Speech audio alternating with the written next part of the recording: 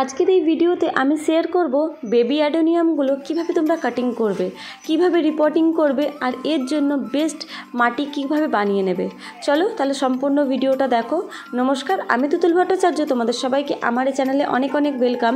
ভিডিওটা যদি একটু ভালো লেগে থাকে তাহলে প্লিজ একটা সাবস্ক্রাইব করে দিও, তাহলে আমার ভিডিওর প্রত্যেকটা নোটিফিকেশান তোমাদের কাছে পৌঁছে যাবে।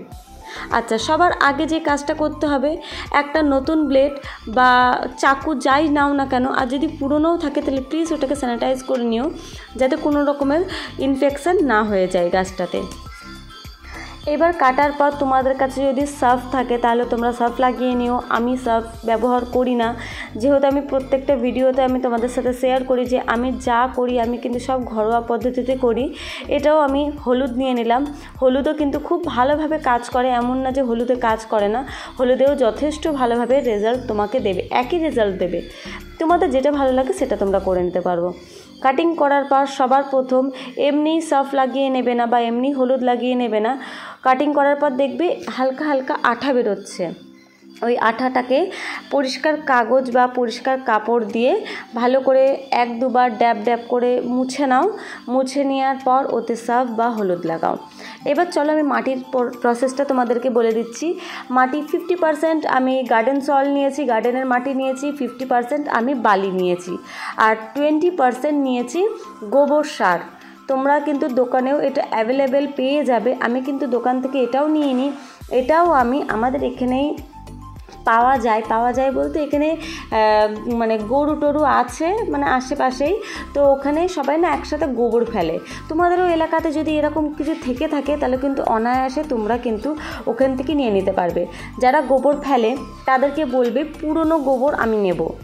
তো ওরা কিন্তু 1 বছরের বা 8-9 মাসের যে পুরনো যে গোবর ফেলতে ফেলতে অনেক সময় পেছন সাইডটা হয়ে যায় না, ওই সাইড থেকে কিন্তু অনায়াসে তোমরা ওখান থেকেও নিয়ে নিতে পারো। ঠিক আছে। আচ্ছা, এবার আমি ডাইরেক্ট আমি ড্রেন হোলসটা বন্ধ করে নিলাম, তারপরে কিন্তু ডাইরেক্ট আমি মাটি দেবো না। মাটি দেওয়ার আগে আমি যে গাছের গোড়াগুলো পরিষ্কার করে যে যা নোংরা বেরোয়, মনে করো পাতা বা কাঠের টুকরো বা কিছু ধুলো ময়লা যা বেরোয় না কেন, আমি কিন্তু কিচ্ছু ফেলি না, সব কিন্তু আমি আলাদা করে একটা ব্যাগের মধ্যে গোছ করে রেখে দিই।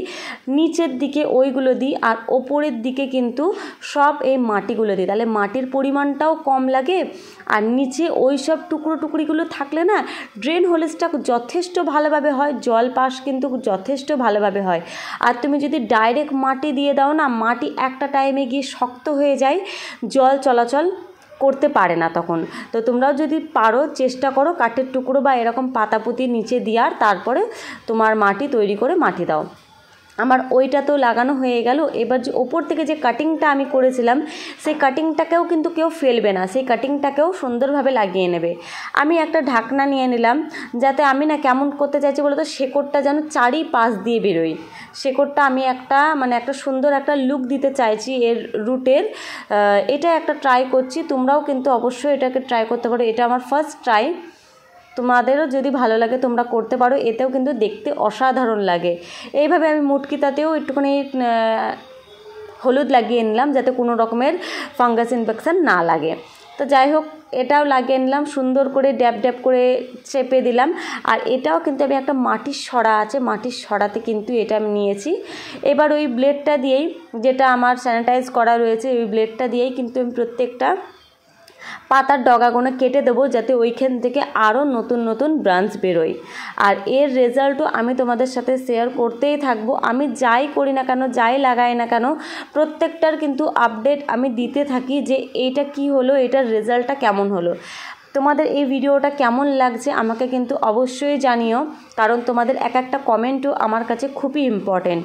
চলো এবার যেখান থেকে পাতাগুলো আমি কেটে দিয়েছি প্রত্যেকটা অংশতে কিন্তু হলুদ লাগাতে ভুলবে না, কারণ কি অ্যাডেনিয়াম যে গাছটা আছে না, গাছটা কিন্তু খুবই নাজুক যে গাছ, সেই গাছে একটু যদি নখের আঁচড়ও যদি লেগে যায়, তাতেও যদি তোমরা কোনো সার্ফ বা হলুদ না লাগাও তাহলে কিন্তু ওখান থেকে ফাঙ্গাস ধরবে আর গাছটা কিন্তু আস্তে আস্তে মরে যাবে।